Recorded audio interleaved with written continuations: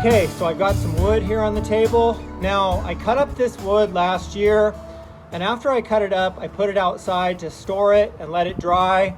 So it's actually really dirty, but the good news is that it's also really dry and seasoned and ready to work with. So a lot of these pieces are really interesting because they're almost like puzzle pieces.